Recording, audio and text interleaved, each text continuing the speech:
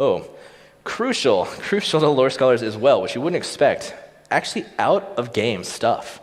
Lore scholars are aware of every single piece of information we've ever put out on any medium, including talks like this one. So they're probably going to watch this online, pay attention to things I say for little clues, and I have to make sure that I don't give away any spoilers.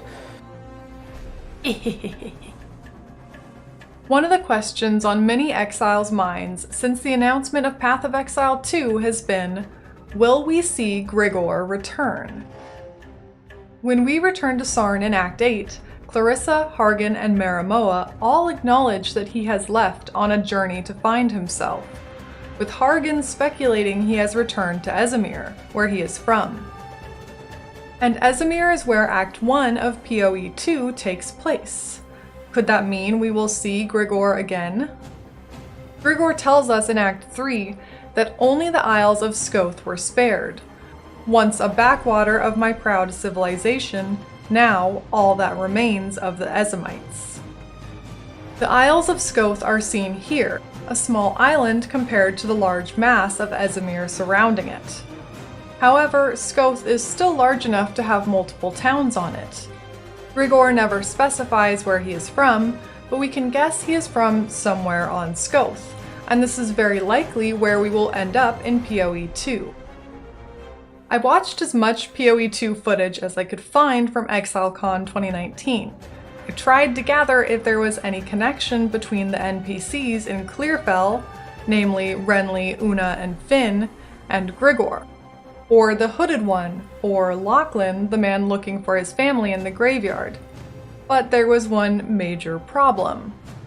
None of the people featured playing the game read any of the dialogue. I couldn't see more than one line of dialogue at any time most times, even going a quarter speed, pausing and screenshotting. Well, addendum, Mathel did read some of the dialogue, so shout out to Mathel, but he didn't get enough time on stage to get to the interesting lore bits. If Grigor is back for PoE 2, I didn't find any clear evidence for it. That's not to say it's not possible, and I'll give my thoughts on this at the end. But through this research, I did come across a curious connection between the current lore and what we can see through the featured gameplay of PoE 2. The ending, or at least as far as I saw someone get an ExileCon gameplay of Act 1, takes place in the Iron Manor, which is part of Ogham Village. Clearfell, the starting village, is on the coast, but quite close to this Ogham Village. Ogham is a name that has come up twice in the current Path of Exile story. Its earliest mention was by one Thane Jorgen of the Syndicate, who is originally from Ogham and has been exiled from it. Jorgen was exiled because he is suspected of killing his own brother, although Jorgen thinks it is Varici, the Silent Brotherhood assassin, who did it. Jorgen tells us multiple times he is from Ogham. If I should not return... God, I can't do an accent. If I should not return, bury me in Ogham next to my brother. But if you let me go back to the green hills of Ogham, I'd certainly be hung for imagined crimes. Thane Jorgen was obviously a Thane. This means he held title just below a character we see pop up a few times in the preview gameplay, the Count of Ogham. The Count's proclamation is environmental lore in Clearfell, although I don't know what it says because no one read it. Multiple NPCs in Clearfell have dialogue regarding the Count, although, again, no one was reading the dialogue. However, based on images of the character selection screen and the loading screen of the Ogham Village in Iron Manor, I think that the Count of Ogham is who wanted us hanged in the character selection screen. There is a major clue I found, which is that the Iron Count quest text says the Count of Ogham has taken the seed of corruption from the Hooded One. We see what very much looks like the seed of corruption in the opening scene of PoE 2, next to the man yelling, "May our bodies feed the earth and our souls feed the first ones." Also, Jorgen was worried about being hanged, so it could easily be the same man that condemned Jorgen, who is still the Count of Ogham. You can learn more about the Seed of Corruption in another of my videos linked below. The other connection to Ogham came in Heist.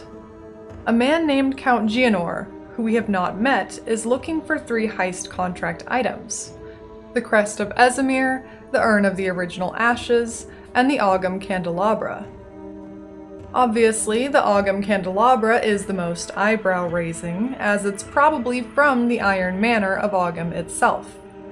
In fact, we can see what looks like a candelabra in the manor, but I'm not sure if there is anything special about this one.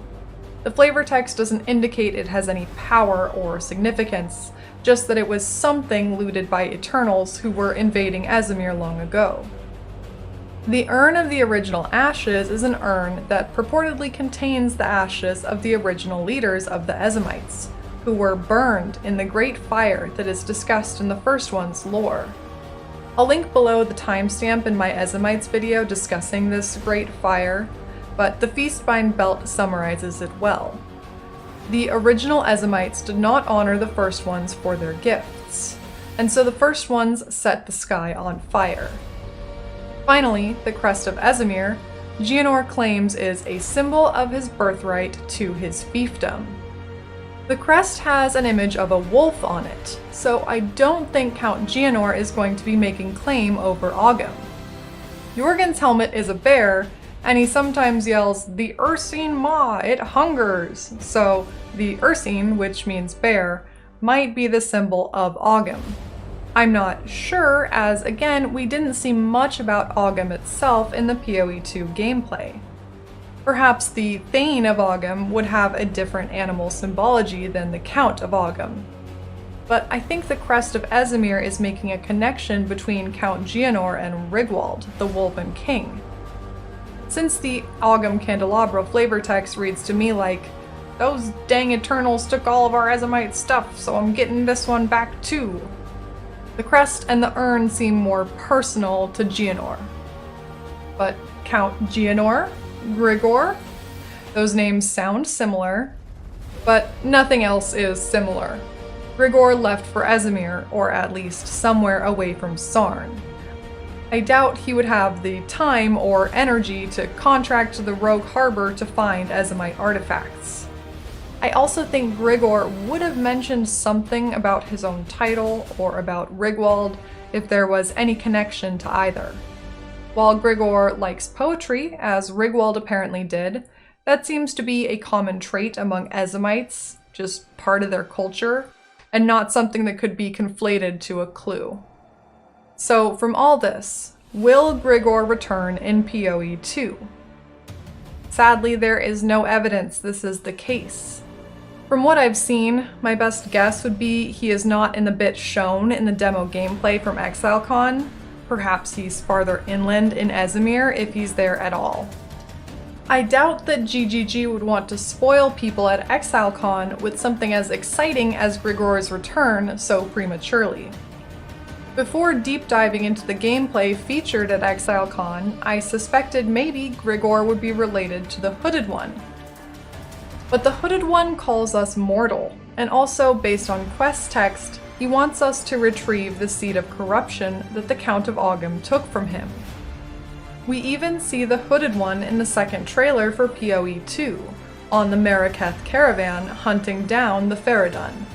The seed of corruption advances, and we must give chase.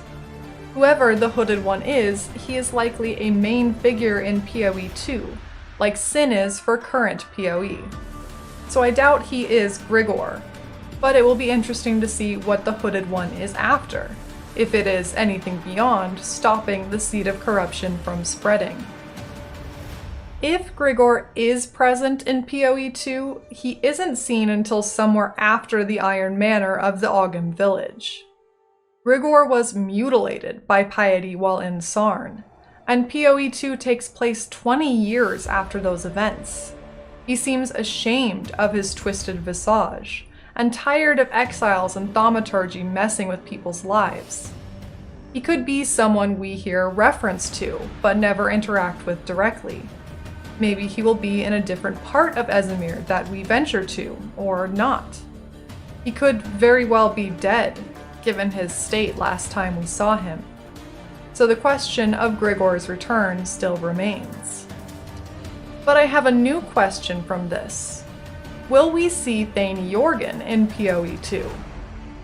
Whoever the Count of Ogham is, seems to be very proclamation happy. It seems he is sentencing a lot of people with a very heavy hand. Based on the state of the Iron Manor in Ogham Village, what little we get to see of it, perhaps this is warranted. The village is in ruins, and the manor has a giant hole in it. What could have happened there? And who is the Count? Is it someone we know? Will it be connected to Jorgen, Gianor, or Grigor? I know it will be a long while before we have any answers. But, Matt, if you're watching, I am the lore scholar watching for clues and spoilers. I am the one who reads. And I'm telling you now, we want our boy Grigor back. Thank you so much for watching. It's your boy Noodle. I want to say an extra thank you to all my new patrons. We had a lot more people join, and seriously, it means so much. I'm really looking forward to the Sentinel announcement next week, but in the meantime, I thought I'd do a little digging into what scraps about PoE 2 I could find. It seemed to help last time, so just as a reminder, being a patron is just $1 a month for your name on my videos and to show your love of lore. Even if Grigor never returns, I hope you all stay sane, exiles.